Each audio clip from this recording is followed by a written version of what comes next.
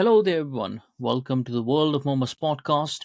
And today we are going to talk about the attacks that have been on Farage, the physical attacks that we have seen from the far left.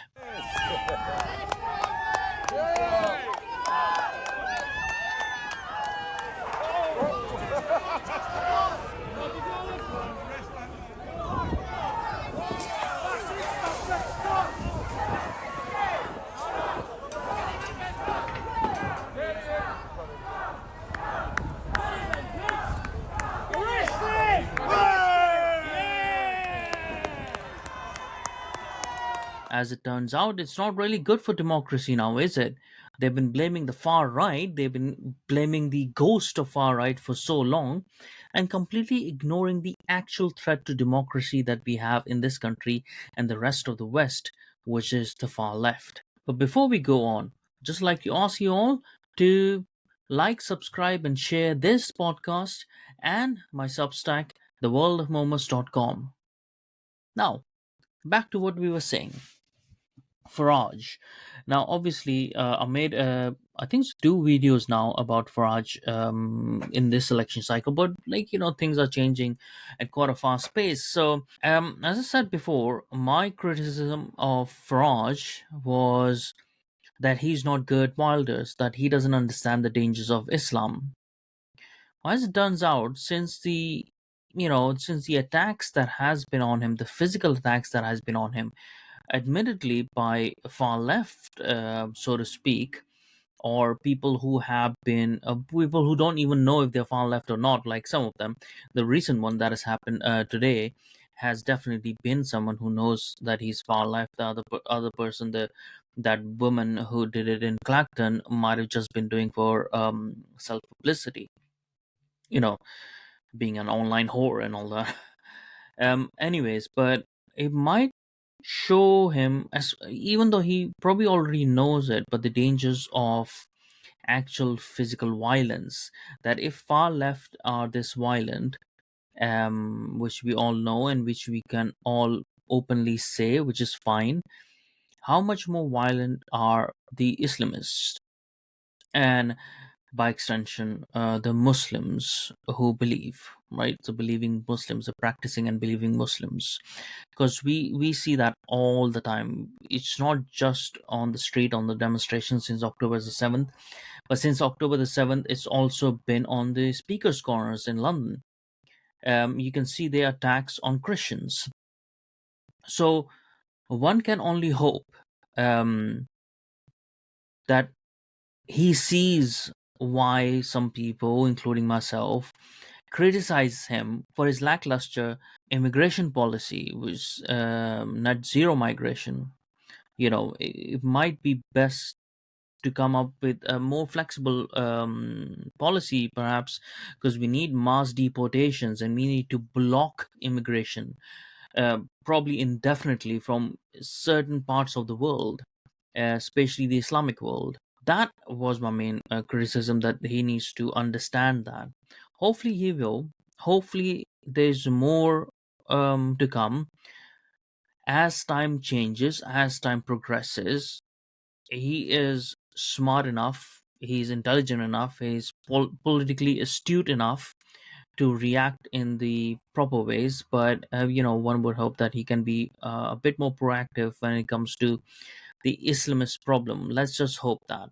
But let's keep that on the side for now, because this election is not really about getting all that we want, right? I understand that. And maybe my gut reaction was, well, why can't we get everything that we want, right? But it's a long game, right? The actual election is 2029, so that's where the things actually start getting changed. But if we can put someone like Reform Party, which might say, okay, they don't have a plan, or they don't have a concrete plan, as I have said myself, but they can provide a solid opposition to Labour if they come in. Or it could be that we can push them so much above the Tories that we get a hung parliament. Some people have been saying that it's not going to translate. The polls are not right. I think so. The polls are not correct either way. I'm not convinced, or I'm actually do not want to vote for the Tories no matter what happens. Um, it's not because I'm anti-Tory, it's because of what they have been doing. If you see what Tories do, they basically do in the shadows what they deny in the light. And that is actually far more dangerous than labor, because with labor, at least the people, with the sensible people, know that they are bad, and then we know what they're going to do. They're upfront about it most of the time. Like, okay, the severity of what they're going to do, might not be upfront about it, but we know the trajectory that they will take. What Tories do is that they have a number of people, they have put out a number of people who they present as the anti-woke, or the people who say the right things, so that you get that support. It's like, oh, no, no, the Tories are still conservatives, they understand what it means. If we can give them support, they will keep the labor at bay. But look at the past 14 years. Under the Tories, the woke has gone more pervasive than ever before. And within their party, it is all their own policies that promote it, their own people. Look at Penny Mordaunt as well, who wrote her forward to her book, right? Bill Gates. These people are not to be trusted. These people are fake plastic politicians. They do not care. Even if we end up getting Labour, which is most likely, let's make sure the opposition is actually an opposition and not a uniparty which will only oppose on face but agree at the back end. So let's keep that in mind. I think so. Like I said before as well, we don't have much of a choice. I don't have much of a choice. I would probably end up voting reform anyways, or if there's a viable independent candidate, which is unlikely in my area.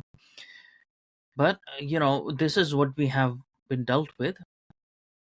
I would ask everyone to go and vote. Do not be that despondent that you don't go and vote. Like, we have to participate, because the thing is, whether you vote or not, we're still going to get the government, right? So why not exercise your right?